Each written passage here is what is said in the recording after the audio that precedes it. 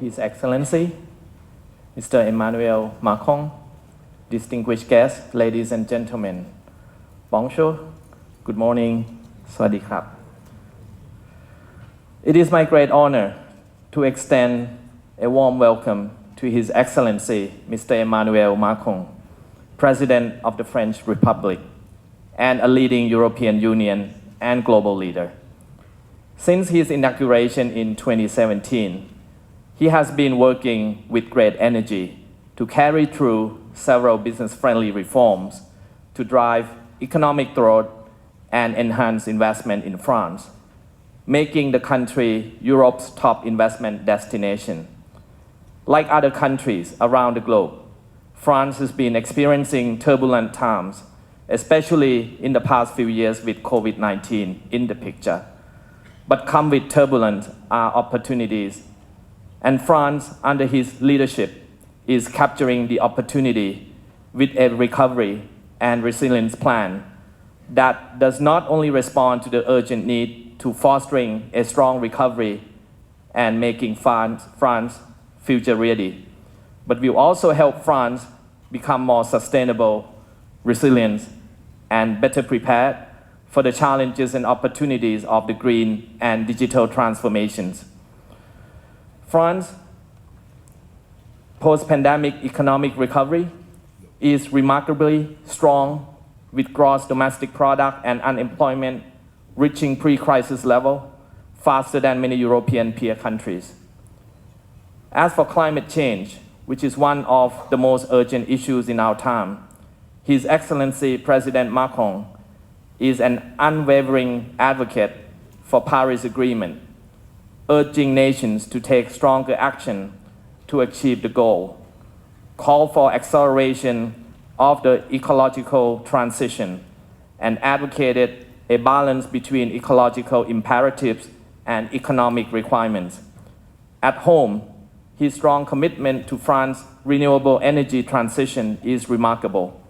At the European level, he also plays a strategic role in advancing Europe's climate ambitions, especially through the European Green Deal. It is evident how serious about climate change France under his leadership is, and that sets example for us and the rest of the world. He's being re-elected for the second term in the office in May this year, manifesting his successful first term, and it is a great opportunity for France, Europe, and the rest of the world to have continued momentum for development toward higher and sustainable economic growth and greener future under his leadership. France has always been a friend to Thailand. The two countries have been in long-standing relations and have signed a roadmap for French-Thai relations for 2022 to 2024, which will pave the way for strengthened cooperation in areas such as innovation, biodiversity, and health. We are confident that this cooperation will lead to a bright future for both countries and the world. It is therefore my great privilege for all of us to have his presence here today and hear from him directly, the President himself, about his navigating a turbulent world. Please welcome His Excellency President Emmanuel Macron.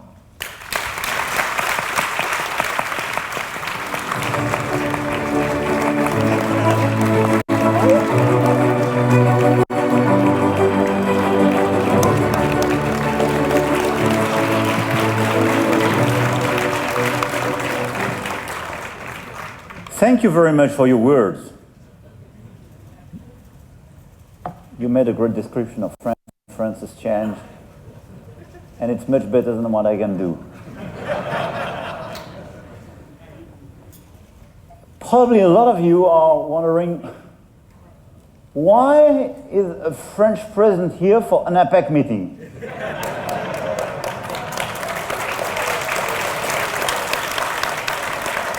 And I can totally understand this point, to be fair.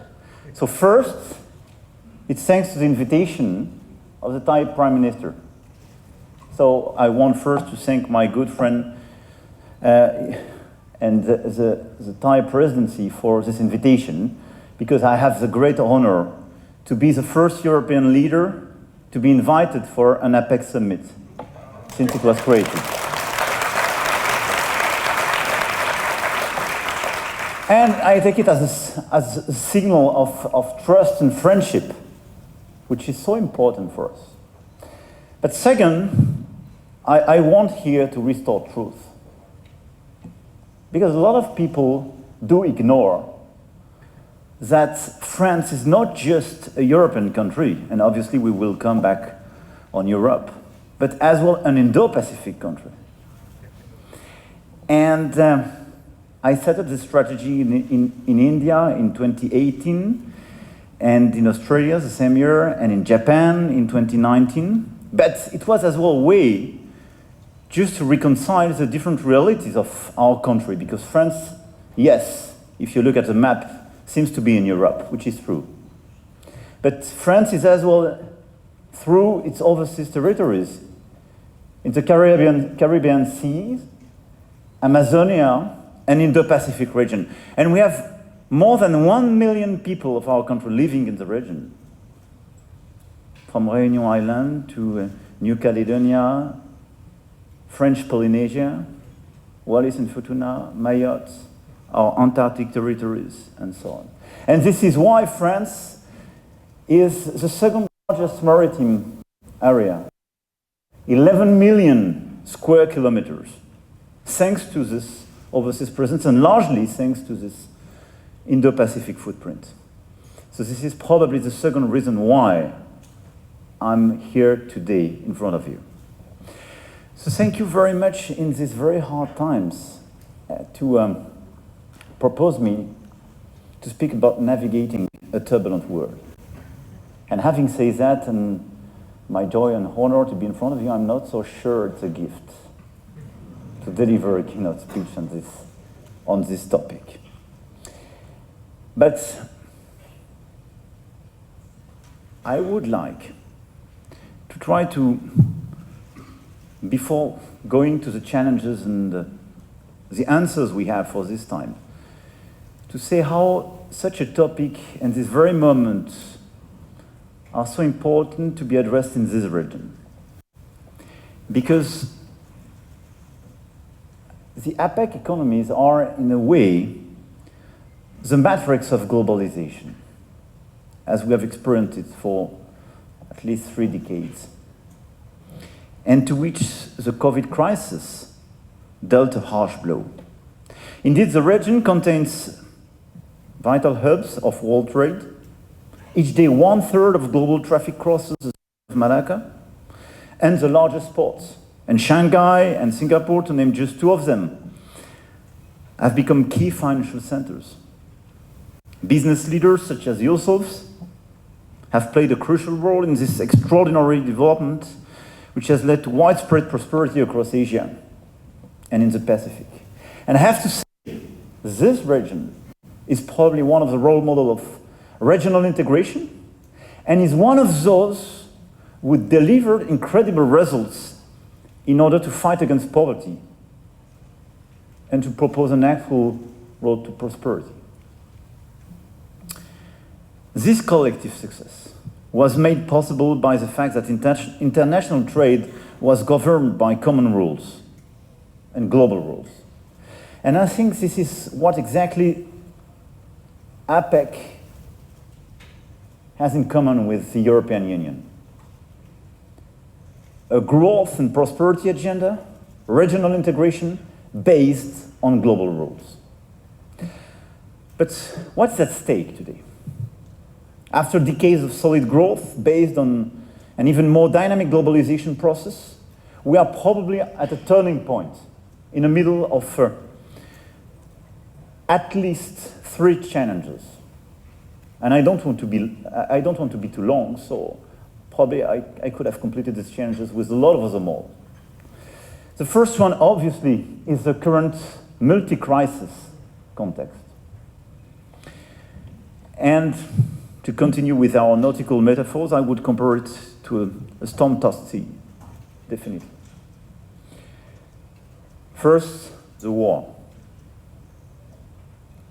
and the aggression against Ukraine launched by Russia, just a few months after the end of the COVID crisis, or at the end even of the COVID pandemic, is obviously not just a regional crisis, this is a global crisis because of this aggression. I can understand that for some leaders of this world, and sometimes perhaps some business leaders, this war seems to be very far. I completely understand that this war comes on top of a lot of tensions. Obviously, the very well-known situation in North Korea, which is a big risk for the stability of the whole region, the tensions in the region, the confrontations between the two big powers, and the increasing confrontation in Chinese Sea, and a lot of other regional tensions. But what makes this war different is, first, this is an aggression against international rules. All of our countries, all the countries being member of APEC, have stability because of these international rules, our UN Charter, and the fact that we decided all together to respect and protect some rules and principles like sovereignty, integrity of our borders and territories, and so on. And if you accept that just one country decides on its own to breach these rules because it's just stronger, or seems to be stronger, this is the end of stability for all of us. There is no stability and peace except the one based on this international order, and this international order based on mutual respect and respect of these rules. But on top of that, this war triggered a series of multi-crises. An energy crisis, due to the place of this region in the oil and gas markets. A food crisis, first on cereals and second on fertilizers. And it started to destabilize the EU, Middle East, Africa, and Asia. And this is why this war, it's such a crisis for the entire world. And I will revert on the solutions, but this war, on top of that, came at a very moment where we were already disrupted by the COVID crisis, which broke a lot of value chains and isolated a lot of regions and put at risk a lot of former cooperations between the different regions of this world. Obviously, this war and these direct and indirect consequences is the first challenge we have. The second challenge, on top of that, is the increasing confrontation in this world. And the fact that our global order started to dysfunction even before this crisis. And I think this is a big risk and a big challenge for all of us, and especially in this region. And I think it's clearly linked to what's happening with the war, a world divide. This is a huge risk. Your prosperity was based on the fact that we had common and global rules, allowing to have a global trade, a global approach, to develop for prosperity for all of us. And now, because of the confrontation between the two major economies, this global order started to dysfunction with less cooperation. WTO started to dysfunction to set up big trade crisis. We started to see some divergences in the way to approach the big challenges of this world with different standards. We started to have a sort of rivalry as well regarding the way to set up this world, which blocked the good functioning of the UN. We increased the tension in this region, and which created a sort of confrontation in this world. And this is why these two first challenges are clearly interrelated.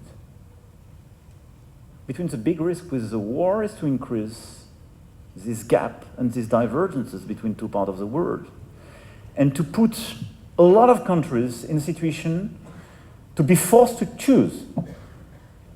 Are you on the US or the Chinese side? Because now, progressively, a lot of people would like to see there are two orders in this world.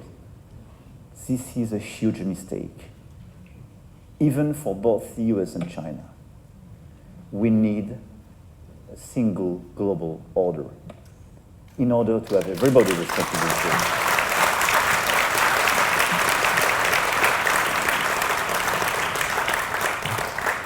And the third big challenge is obviously climate change.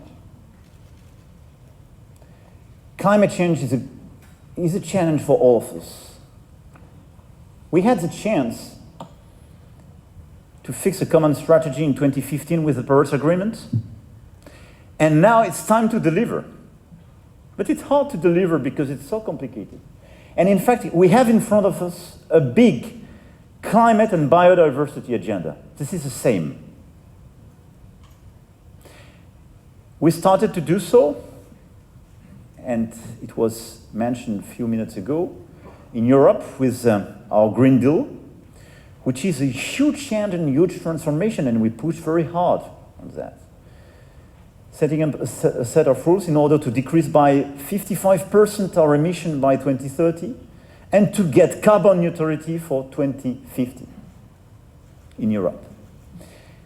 But all of our world has to deliver in order to stick to the 1.5 Celsius degree commitment of Paris Agreement.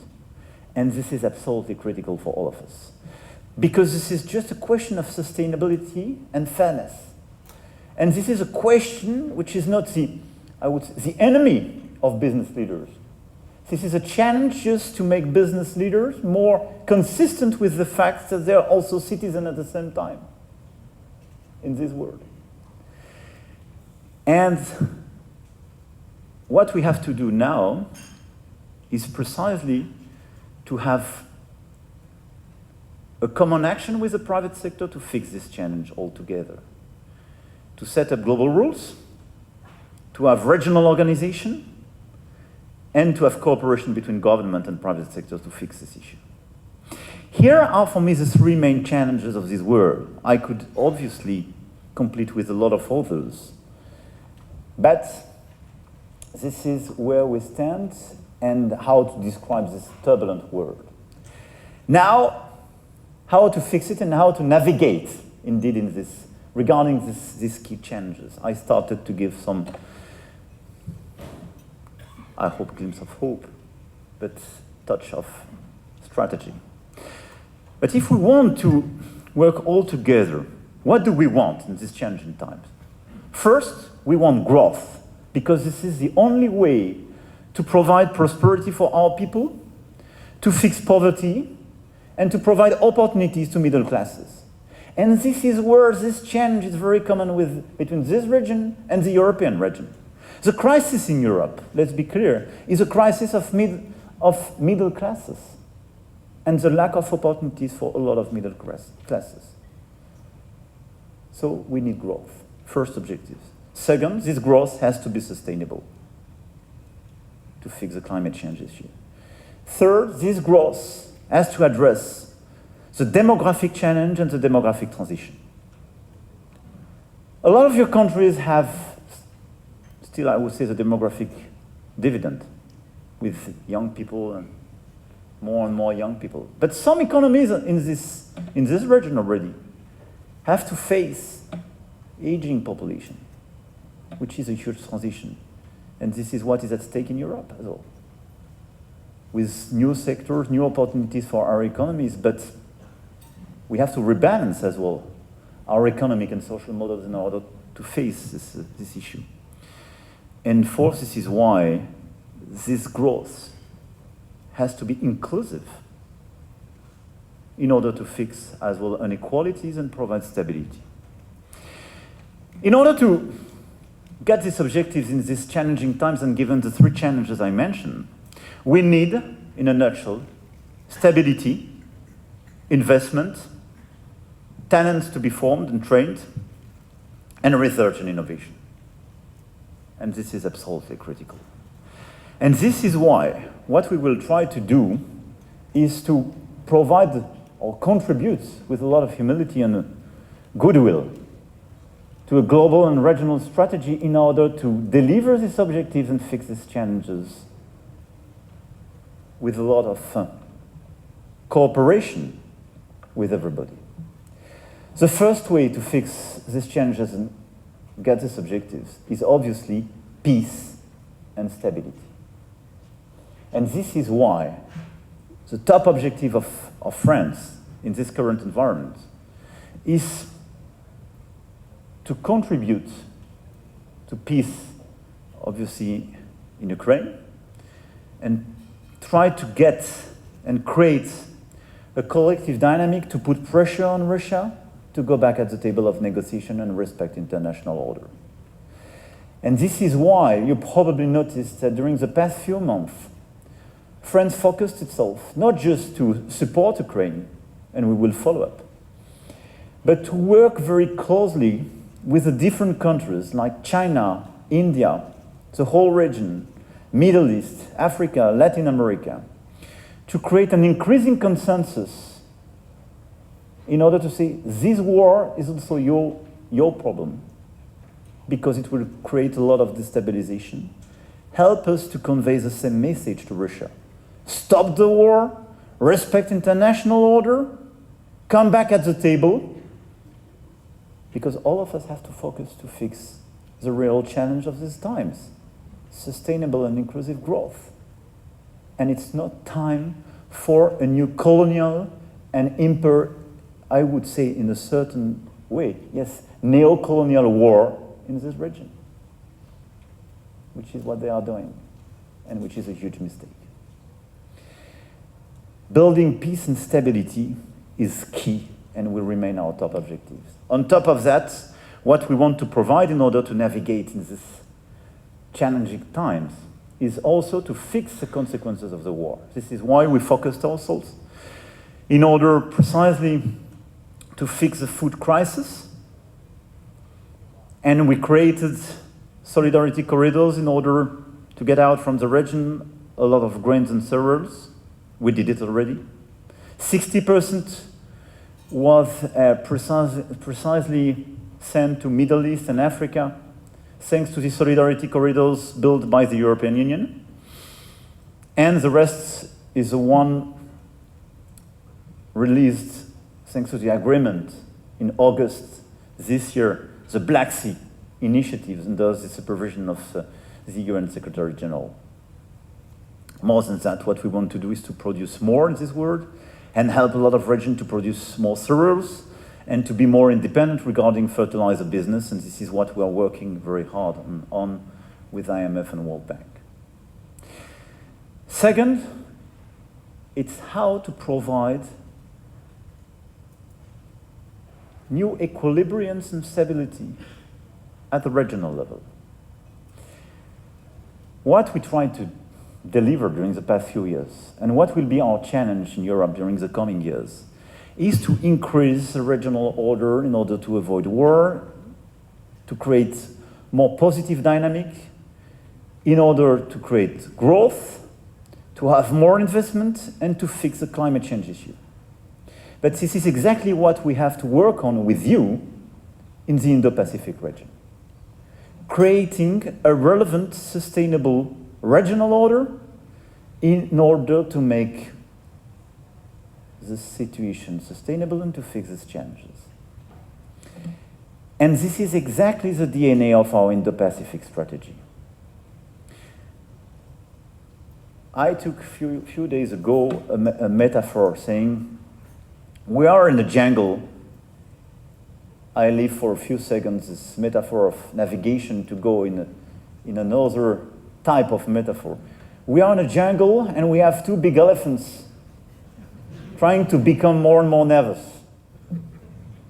If they become very nervous and start war, it will be a big problem for the rest of the jungle. You need cooperation of a lot of other animals.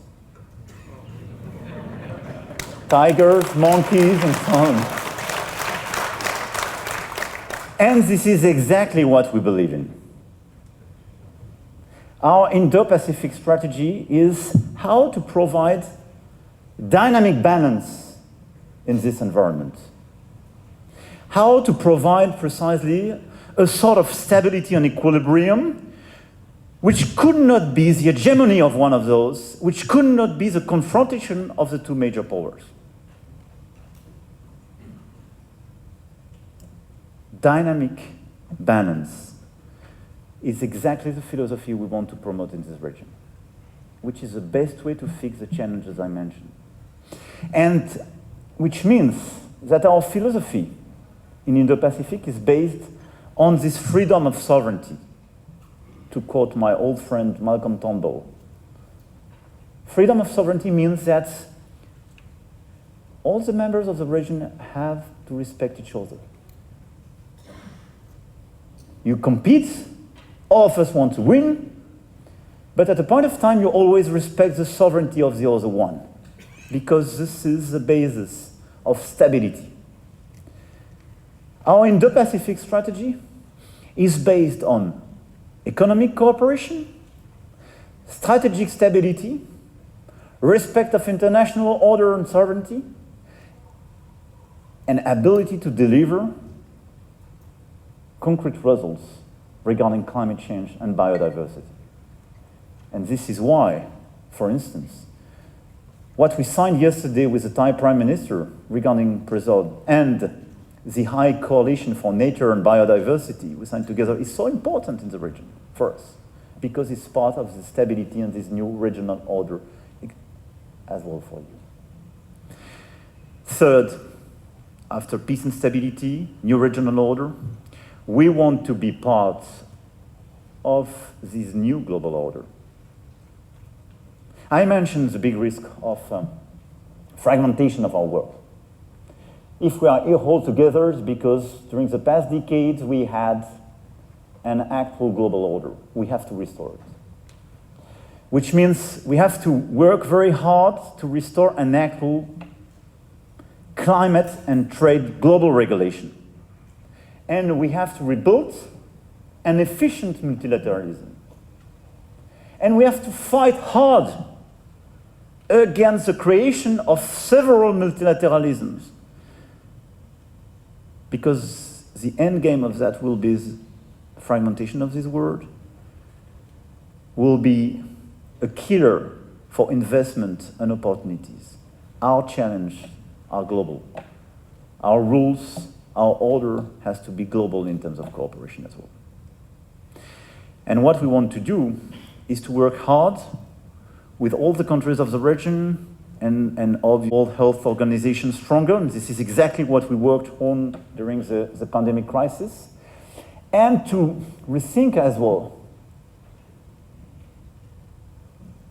our global order in terms of solidarity and investment from north to south, which will be part of this balance and the way we have to address one of these key challenges. This is why we called for a big reform of IMF and World Bank and to increase investment in that direction.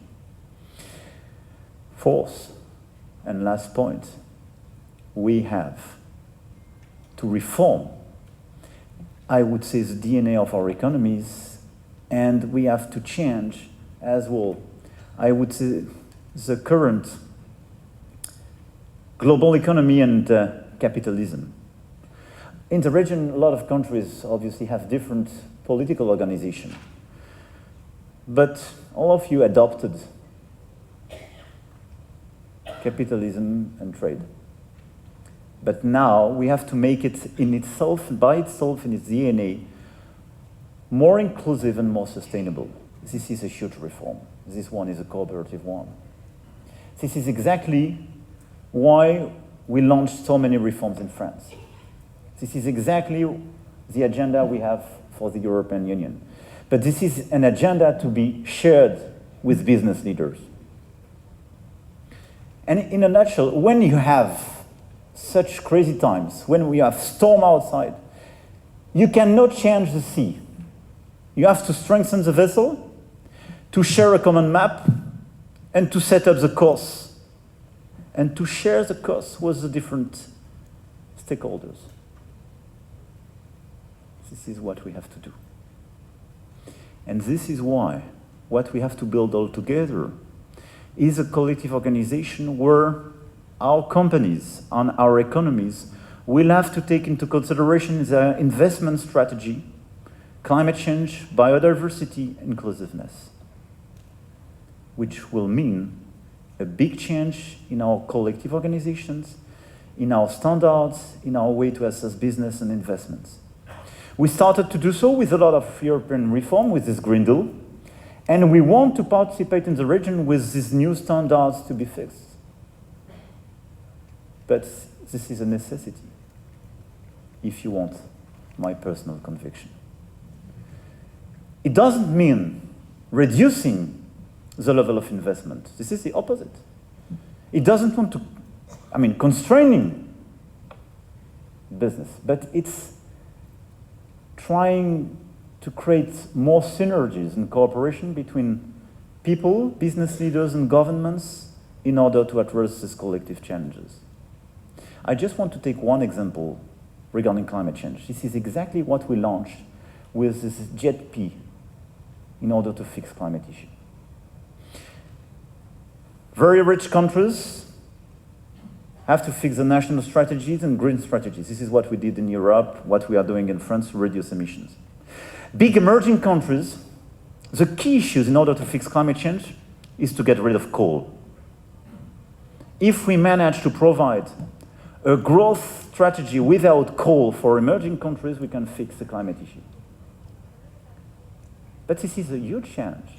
What we decided to do 1 year ago in the margin of Glasgow, this is a sort of new organization, and to have a country-by-country approach for the big economies, these big emerging economies, to say, let's put together all the donors, all those who want to contribute to the financing of this transition, and we built a strategy at the country level. We did it for South Africa. We concluded this agreement in order to get rid of coal and to go to renewables and nuclear energy.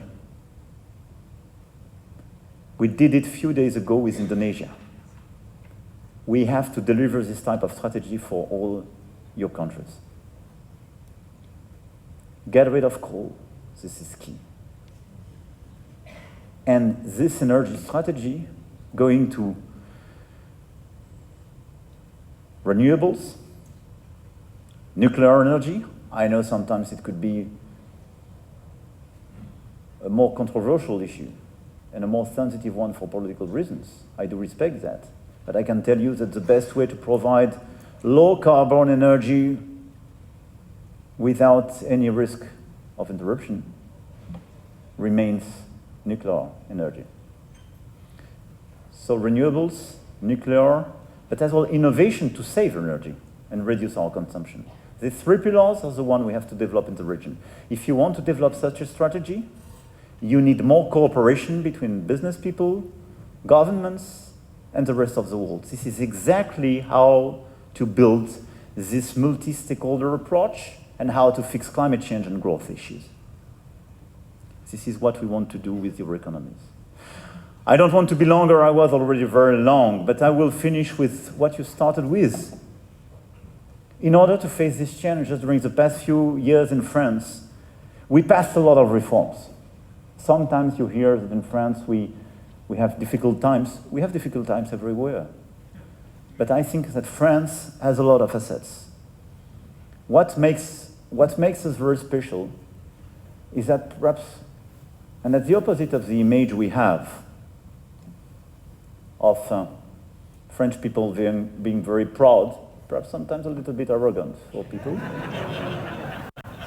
is that, in fact, we doubt a lot about ourselves, and probably too much. We can be very confident with our future. because my conviction is that France has a lot of assets to fight in this world and to deliver concrete results. We have a very good energy system based precisely on renewables and nuclear, low cost, sustainable, low carbon energy. We have a very strong social model. We are increasing, and we passed a lot of reforms to reduce cost of capital, to reduce labor costs, to make our life easier. We recreate jobs. You mentioned in your introduction the fact that we recovered much more rapidly than the other economies in the EU post-COVID crisis. And we have creativity. From literature to gastronomy, we are a country of talents and innovators. We are number one in startup creation in Europe today. We are number one in investment in startup and tech in Europe today. We are number one in attractiveness in Europe today. And we've been number one for the past 3 years. So we have a lot of assets. And my message to you is that this is the right moment regarding these challenging times to invest in France. And especially to invest in France in this region.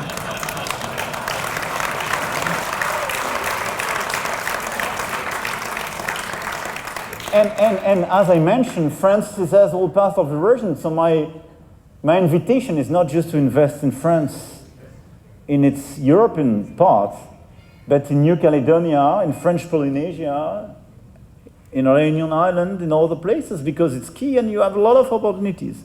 I'm sure about that.